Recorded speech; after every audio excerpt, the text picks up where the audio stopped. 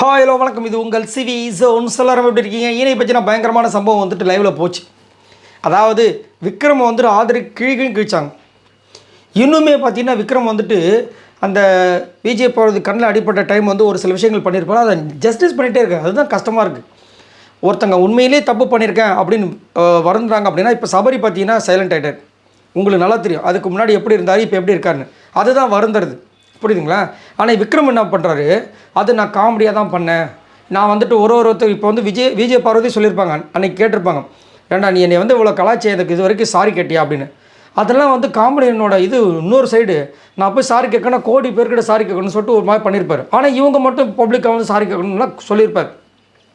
இப்போ அதே விஷயத்த ஆதரி வெளியே பார்த்துட்டு நம்மலாம் நினச்ச பார்த்தீங்கன்னா எவ்வளோ கேவலமாக இருந்துச்சுன்னா அதை வந்து சொல்கிறாங்க. ஷாக்காக வர்றாரு, ஆனாலும் ஒத்துக்க மாட்டாரு. ஸோ அதான் நீங்கள் பார்க்க போகிறீங்க. அதுக்கு முன்னாடி பார்க்குற எல்லாம் நம்மளோட சேனலை சப்ஸ்கிரைப் பண்ணிட்டு பாருங்கள், லைக் பண்ணுங்கள், கமெண்ட் பண்ணுங்கள், அந்த ஹைப்பையும் தட்டி விடுங்க.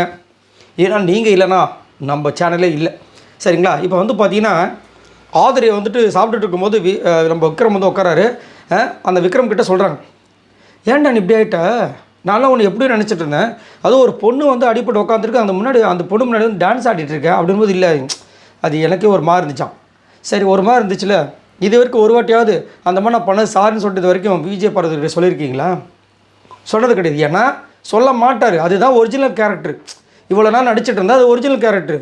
அதை போய் எப்படி சொல்லுவார்? சொல்லியிருந்தார்னா அதை நான் தெரியாமல் பண்ணிட்டேன், ஏதோ என்னை மீறி பண்ணிட்டேன்னு சொல்லலாம். புரியுதுங்களா? இப்போது சரி, இப்போ வந்து அதை வந்துட்டு அதை அப்படியே இங்கே வந்துட்டு அப்படியே கமுக்கமாக எனக்கே ஒரு மாதிரி இருந்துச்சு. அப்போ திரும்ப ஆதரி சொல்கிறாங்க, சரி அங்கே ஓகே, இங்கே வந்து டிஸ்குவாலிஃபைன்னு ஒரு விஷயம் பண்ணிங்களா, அங்கே என்ன பண்ணீங்க?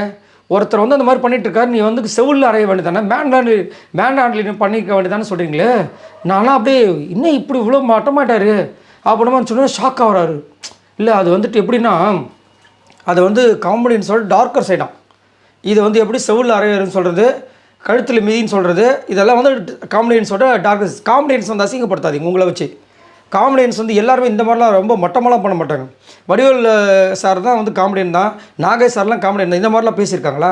காமெடியன்ஸை தயவு செஞ்சு அசிங்கப்படுத்தாதீங்க. நீங்கள் ஒரு விஷயத்தை பண்ணிவிட்டு நீங்களாம் வந்து உங்களை வந்து காமெடி நினச்சிட்டு இதை நான் காமெடிக்காக தான் பண்ணேன்னு சொல்லிட்டு இந்த மாதிரி பண்ணாதீங்க.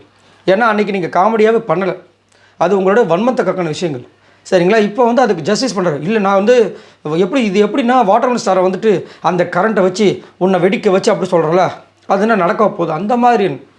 அது அழகாக வந்து ஆதரி சொன்னாங்க, இந்த பாரு நாங்கள் வெளியிலேருந்து பார்க்கும்போது நீ எங்கே காமெடி பண்ணுற, எங்கே நீ காமெடியாக யூஸ் பண்ணி ட்ராஜடி பண்ணுறன்றது எனக்கு பச்சையாக தெரிஞ்சிச்சின்னு சொல்லிட்டாங்க.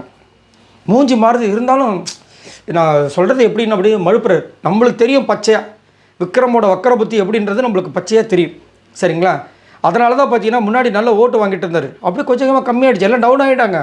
போக போக இன்னும் கம்மியாகும், நிறைய பேர் கம்மியாகும். எதிர்பாராத ஆட்களை இவங்களால் என்ன ஆகும்னா மேலே வருவாங்க. சபரியெல்லாம் பாருங்கள், இன்னும் கொஞ்ச நாள் எனக்கு தெரிஞ்சு மேலே வருவார். சைலண்ட்டாக வந்துட்டுருக்கார். எனக்கு சுபிக்ஷா மேலே ஒரு டவுட் இருக்குது. சுபிக்ஷாவுக்கு நிறைய இம்பார்ட்டன்ஸ் கொடுக்குறாங்க. சுபிக்ஷாவும் நிறைய கேம்லாம் கொஞ்சம் கொஞ்சமாக இம்ப்ரூவ் பண்ணிகிட்ருக்காங்க. மேபி அவங்க கூட வந்து டாப் 5 வர்றதுக்கு ஒரு விஷயம் நடக்குமோன்ற மாதிரி தோணிகிட்ருக்கு. ஏன்னா நடக்கிற விஷயங்கள் இன்றைக்கி நாகேஷ் சாரோட கெட்டப் வந்துட்டு சுபிக்ஷா கொடுத்துருக்காங்க. ஒரு ஆணோட கெட்டப்பு, அதெல்லாம் எவ்வளோ பெரிய விஷயம். அதை வந்து ஸ்போர்ட்டிவாக எடுத்திருக்காங்கன்னா, ஏன்னா ஒரு போன வாட்டியும் பார்த்தீங்கன்னா இந்த ஸ்கூல் டாஸ்க்கையும் துடிப்பான ஒரு பொண்ணாக அதேமாதிரி ஃபீலும் பண்ணாங்க. ஏதோ பண்ண நினைக்கிறேன் ஆனால் முடியல அப்படின்ட்டு. ஆனால் இந்த டாஸ்க்கு உண்மையை ஏதோ பண்ணிகிட்டு இருந்தாங்க. ஸோ பார்க்கலாம் என்ன நடக்குதுங்க. சரி, இதை பற்றி உங்களோட கருத்தை சொல்லுங்கள். விக்ரம் கிட்ட இப்போ ஆதரி பளிச்சுன்னு சொல்லிட்டாங்க.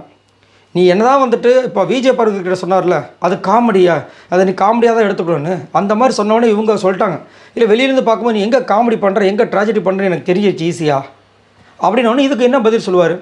ஏன்னா நம்மளுக்கு தெரியும் காமெடி சொல்கிறதுக்கும் உள்ளுக்குள்ளே வன்மத்தை வச்சு காமெடி சொல்கிறதுக்கு வித்தியாசம் இருக்குது. காமன்ற பேர்வெல்லாம் வந்துட்டு விஷத்தை கக்குறதுக்கும். அதை தான் அவர் அன்றைக்கி அங்கே பண்ணார். ஆனால் இன்னுமே வந்து அதை வந்து ஜஸ்டிஸ் பண்ணிகிட்ருக்காரு. நாங்கள் எல்லாத்தையும் பார்த்துட்டோம், சரிங்களா? சரி, இதை பற்றி உங்களோட கருத்துக்களை சொல்லுங்கள். மறக்காமல் நம்ம சேனலை சப்ஸ்கிரைப் பண்ணிட்டு சப்போர்ட் பண்ணுங்கள். பாய் நண்பர்களே.